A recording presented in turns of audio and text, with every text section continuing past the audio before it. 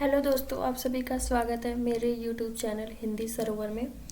और आज हम पढ़ेंगे कबीर दास द्वारा रचित जो कबीर ग्रंथावली है उसमें संकलित विरह के अंग। इसका जो फर्स्ट पार्ट है गुरु के अंग वो मैं करा चुकी हूँ और उसका लिंक डिस्क्रिप्शन बॉक्स में डाल दूँगी लास्ट में। आप सब ज़रूर देखिएगा, कल के पेपर के लिए अति आवश्यक है। तो आप लोग का जो उत्तर लिखेंगे उसमें ज़्यादा सहायता करेगा, तो आप सब ज़रूर देखिएगा।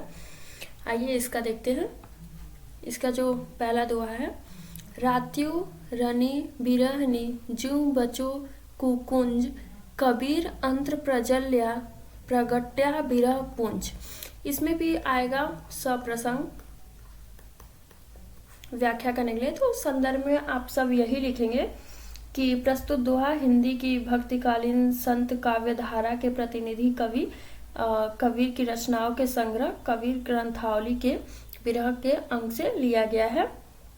और इसके संदर्भ में आप बता देंगे कि इसमें कबीर दास जी क्या बताना चाहते हैं। आइए व्याख्या देखते हैं।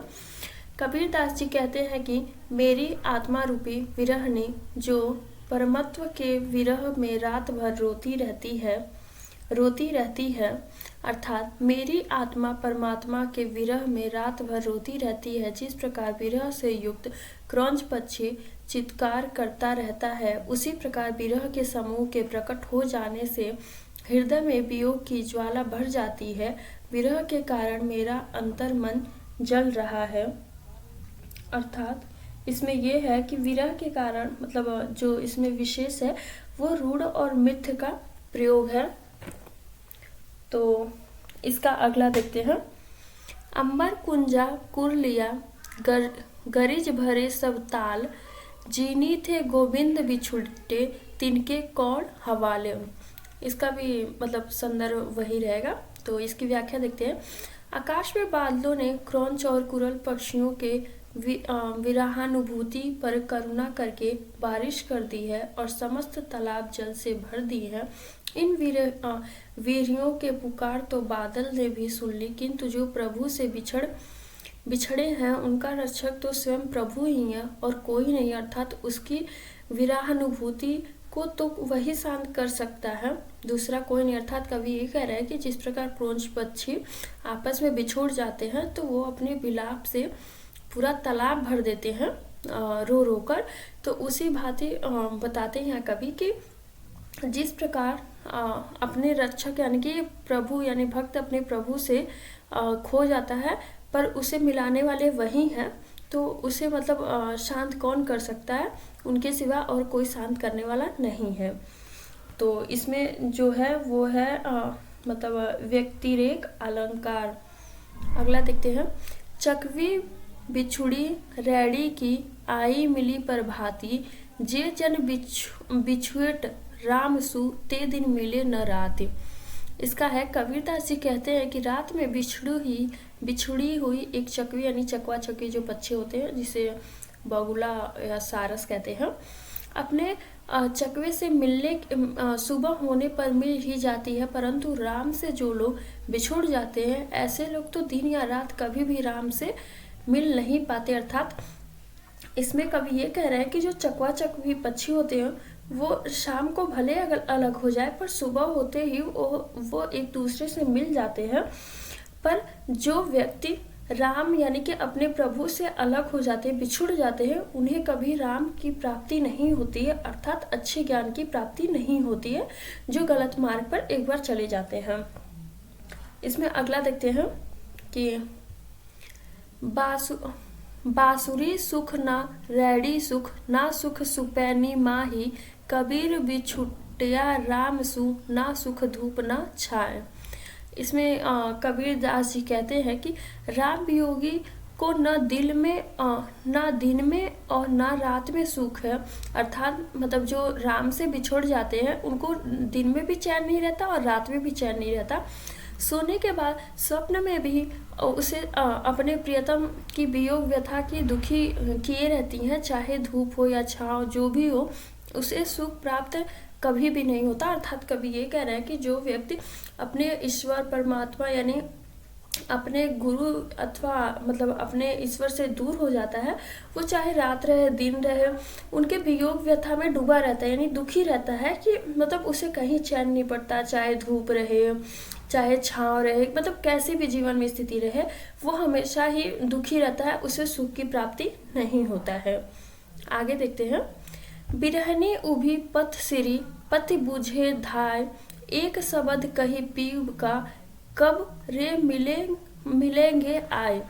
इसमें कहते हैं कबीर जी कि बिरहड़ी मार्ग में प्रियतम की प्रतीक्षा में खड़ी है, यानी कि बिरहड़ी यानी कि अपने प्रेमी जो उससे बिछुड़ गया है, प्रतीक्षा में खड़ी है, और आते जाते पथिक यानी कि जो लोग आ रहे हैं से जिस प्रकार उत्कंठा से भरी हुई प्रिय के आगमन का समाचार पूछती है, उसी प्रकार अपने गुरु से प्रिय ब्रह्म की चर्चा सुनती हुई यह जानना चाहती है कि प्रभु से कब भेंट होगी। अर्थात कभी ये कहना चाह रहे हैं कि इसकी तुलना की जा रही है कि उस बिरहड़ी से कि वो दोनों अलग हो गए हैं, और वो उनसे पूछ रही हैं कि मेरा जो प्रियतम है वो कब आएगा। वो जिस रास्ते से वो खो गया था उस पे आने वाले लोगों से पूछ रही है, मतलब उसका समाचार पूछ रही है कि क्या वो आ रहा है। उसी के भांति यहाँ पे जो अपने गुरु से मतलब दूर हो जाते हैं तो वो उनसे मतलब उनसे मिलना चाहते हैं, परंतु वो नहीं मिल पाते, और इसी आशा में रहते हैं कि मेरे प्रभु कब आएंगे और उनसे मेरा मिलन कब होगा। भेंट अर्थात मिलन। अगला देखते हैं। बहुत दीनन की जोवती बाट तुम्हारी राम, जीव तरसे तुझ मिलन को मन ही नाही विश्राम। यानी कि इसमें कबीरदास जी कहते हैं कि बिरहनी आत्मा कह रही है, यानी कि जो बिरहनी है जो खो गई है वो आत्मा कह रही है, हे राम हे प्रभु, मैं आपकी प्रतीक्षा बहुत दिनों से कर रही हूँ, मेरे प्राण आपके दर्शन के लिए व्याकुल है और मन आपके दर्शन के बिना व्यथित हो रहा है। अर्थात ये है कि जो वो अपने प्रभु से मिलने के लिए व्याकुल है कि कब मैं प्रभु से मिल लूं, और उनसे बिना मिले उसे कुछ अच्छा नहीं लग रहा है। आगे देखते हैं। बिरहनी उठे भी पड़े दर्शन करनी राम, मुआ पीछे देहुगे सो दर्शन की ही काम। इसकी व्याख्या देखते हैं। बिरहनी आत्मा कह रही है कि हे राम अर्थात हे ईश्वर, आपके दर्शन की उत्सुकता से बिरहनी यदि उठती भी है तो अत्यंत छिड़ काय दुर्बल होने के कारण गिर पड़ती है। अर्थात राम के विरह से यह अत्यंत कमजोर और कृशकाय हो गई है। यदि मरोड़ उपरांत उसे रोग निवारक सुदर्शन चूड़ भी दिया गया है, अर्थात अपने सौंदर्य रूप के दर्शन दिए भी तो उसका क्या लाभ होगा। अर्थात ये भी मतलब कवि कह रहे हैं कि वो राम के लिए तरस रही है मिलने के लिए अपने प्रभु से, लेकिन वो इतना कमजोर हो गई है उनके इंतजार में। अगर वो मतलब उसे कुछ हो जाता है तो आपके दर्शन के मतलब अगर वो उसको कुछ हो गया तब आप दर्शन देंगे तो उसका क्या लाभ होगा। अगला देखते हैं।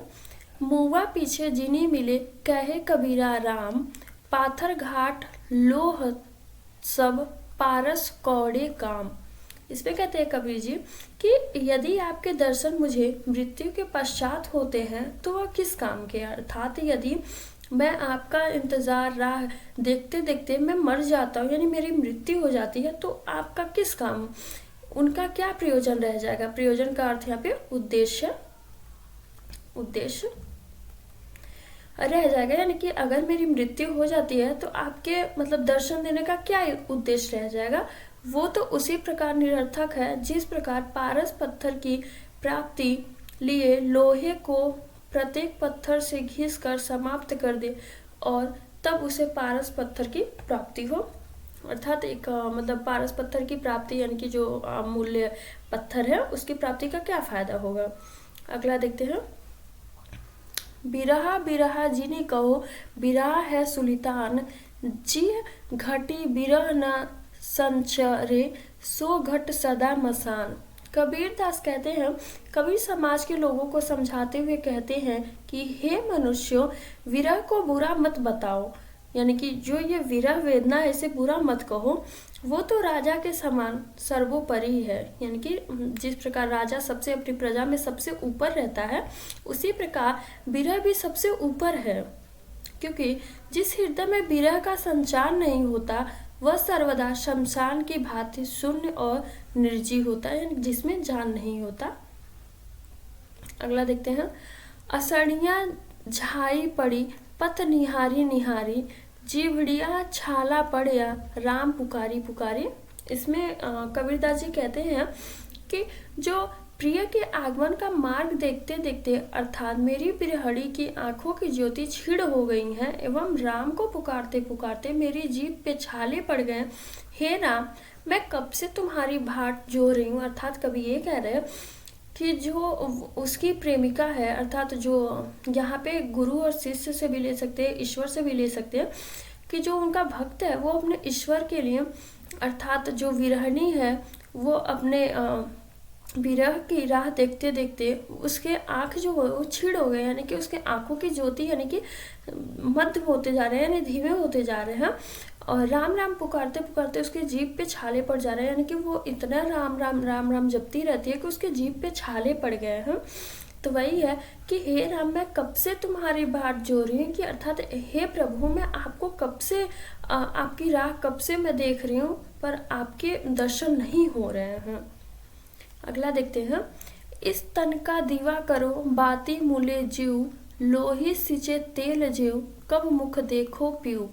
इसमें है आगे कबीरदास कहते हैं, मैं कब से अपने शरीर रूपी दीपक में प्राणों की वर्तिका डालकर उसका लहू रूपी तेल स्नेह और अभिसिंचन करके अपने प्रिय के आने का मार्ग देख रही हूँ। ना जाने कब उनका मुख निखार सकूंगी। अर्थात यहाँ पे मतलब जो शरीर रूपी दीपक, यानी कि जो शरीर है उसको दीपक के समान बताया है, प्राणों की वर्तिका यानी बाती डाल के, और लहू रूपी तेल यानी कि जो रक्त है, खून है, उसको तेल के समान बताया गया है, करके अपने प्रिय के आने का मार्ग देख रही है। मतलब अपने आप को एक दीपक के समान जला के और आपके आने का राह देख रही हूँ कि आप कब आएंगे और आपका मुख निहार सकूंगी, यानी कि आपका चेहरा देख सकूंगी, आपके दर्शन कर पाऊंगी। आगे देखते हैं। रैड़ा दूर बिछोहिया रह रे संसम झूरी, देवली देवली धाड़ी देखी उगे सूरी। इसमें कबीरदास जी कहते हैं कि चकवे को संबोधित करते हुए कहते हैं, हे चक्रवाक, रात्रि ने तेरे प्रियतम को तुझसे वियुक्त कर दिया, यानी कि मतलब बिछड़ा दिया है। अब तू बिलख बिलख कर उच्च वाणी में प्रत्येक स्थान पर प्रियतम के लिए पुकार लगा कर देख ले। किंतु मतलब यहाँ कह रहे हैं कि अर्थात कभी ये कह रहे हैं कि तुम अपने प्रियतम से बिछुड़ गई हो और तुम चिल्ला चिल्ला के बिलख बिलख कर रो के उसे बुलाओ, पुकार लो, किंतु वास्तविकता यह है उससे मिलन सूर्योदय के पश्चात ही होगा। अर्थात कभी ये कह रहे हैं कि वास्तविकता यानी कि सच तो ये है कि अब उससे मिलन सुबह ही होगा, सूर्योदय के बाद ही होगा। भावार्थ यह है कि अज्ञान रूपी रात्रि ने मनुष्य को प्रभु से वियुक्त कर दिया है। अब भले ही द्वार द्वार जाकर कितने भी पुकार लगा ले, किंतु ईश्वर से मिलन ज्ञान रूपी सूर्योदय के पश्चात ही होगा। अर्थात कभी ये कह रहे हैं कि जिस प्रकार मनुष्य अंधकार रूपी ज्ञान को अपने शरीर में अर्जित कर लिया है, जब तक उस अज्ञान यानी कि अज्ञान को अपने शरीर से बाहर नहीं निकालेगा और उसमें सच्ची प्रकाशवान ऊर्जा अपने अंदर नहीं समाहित करेगा, तब तक उसे ईश्वर कहीं नहीं मिलेगा। वो चाहे तो द्वार द्वार जाकर भटक ले, यानी कहीं पे भी जाके ईश्वर को ढूंढ ले, पर ईश्वर की प्राप्ति उसे नहीं होगी। आगे देखते हैं। सुखी अब संसार है खाए अरु सोवे, दुखिया दास कबीर है जागे अरु रोवे।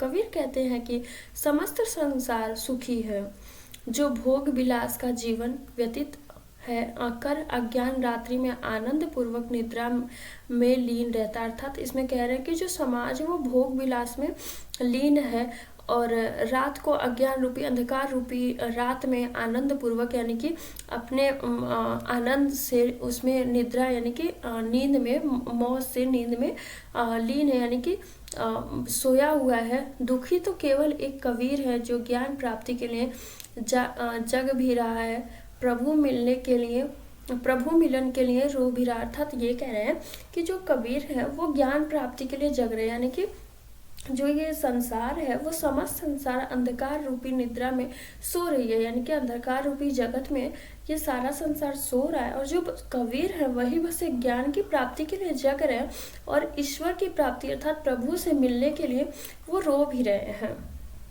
आइए अगला देखते हैं। मेरो हार हिरौनो मैं लजाऊ सास दुरासनी पीऊ डराऊ टे हार गुहारो मेरो राम ताग बीची बीची मन्यक एक लाग रत्न प्रवाले परम ज्योति तार अंतरिक लागे मोती पंच सखी मिली है सुजान चलहु त जइये त्रिवेणी नहान नहाई धोई कै तिलक दिन न जानू हार किनहु लीन हार हिरानी जन बिलम किन मेरो आही परसोनी हार लीन तीनी लोक की जानय पीर सब देव शिरोमणि कहे कबीर। इसकी व्याख्या देखते हैं। कबीरदास कहते हैं कि मेरा हार खो गया है, इससे मुझे लाज आती है। सास दुराचार करने वाली है, प्रिय से भी डर लगता है। मेरा हार राम के तांगे से गुहा हुआ था, बीच बीच में एक मणिके लगे हुए थे। सुजान 5 सखियां मिली हैं, उन्होंने कहा कि त्रिवेणी नहाने के लिए चलो। नहा धोकर जैसे तिलक दिया, न जाने उसी समय हार किसने ले लिया। मेरा हार भले ही गायब हो गया, किंतु ईश्वर ने मुझे निर्मल कर दिया है। मेरा हार पड़ोसी ने ले लिया। कबीर कहते हैं कि राम तीनों लोग की पीड़ा समझते हैं, वे सभी देवताओं के शिरोमणि हैं।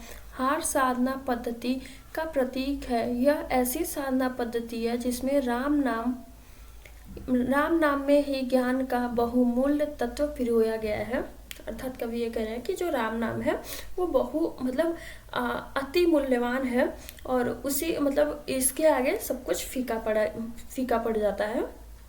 अगला देखते हैं। हरि का नाव तत त्रिलोक सार लौलिन भय जे उतरे पार इस जंगम इक जटाधार इक आगी विभूति को अपार कहा नर गर्भसी थोड़ी बात मन 10 नाज टका 10 गठिया टेढ़ो जात कहाँ ले आयो यूं ही धन को कहाँ कोई ले जात दिवस चारी की है पतिसाही ज्यों बनी हरियल पात राजा भयो गांव सुपायो टका लाख 10 बात रावण होत लंका के छत्रपति पल में गई भी हाथ माता पिता लोक सूत बनता अंत न चले सगात कहे कबीरा राम भजी भरे जन्म अकारथ जात। इसकी व्याख्या देखते हैं। हे मनुष्य, थोड़ी सी बात पर क्यों गर्व करते हो? तुम्हारे पास 10 मन अनाज है और गांठ में 10 टका है। इतने ही ऐश्वर्य पर तुम अहंकार से इतराने लगते हो। क्या कोई इस धन को भगवान के यहाँ ले आता है या कोई यहाँ से लेकर जाता? अर्थात कवि ये कह रहे हैं कि जो धरती पे आया है, यहाँ पे जो कुछ है यहीं छोड़कर ईश्वर के पास चला जाता है, यानी कि मृत्यु जब हो जाती है तो कोई कुछ यहाँ से लेके नहीं जाता। 4 दिनों की ही बादशाही है, जैसे वन के हरे पत्ते 4 दिन में शुष्क हो जाते हैं। तुम राजा हो गए, तुम्हें 100 गांव प्राप्त हो गए, 10 लाख रुपए मिल गए तथा 10 लोगों का समूह मिल गया है। पर इन सब का क्या होता है? रावण तो सोने अर्थात लंका का राजा था, पल भर में ही उसका सारा वैभव ऐश्वर्य यानी कि वैभव नष्ट हो गया। माता पिता परिजन पुत्र स्त्री अंत समय में कोई भी साथ नहीं जाता। कबीर कहते हैं कि बावले यानी कि हे बावले, हे मूर्ख, राम का भजन करो, जन्म व्यर्थ ही व्यतीत होता जा रहा है। अर्थात इसमें ये कह रहे हैं कभी कि तुम राम यानी कि ईश्वर परमात्मा का भजन करते रहो।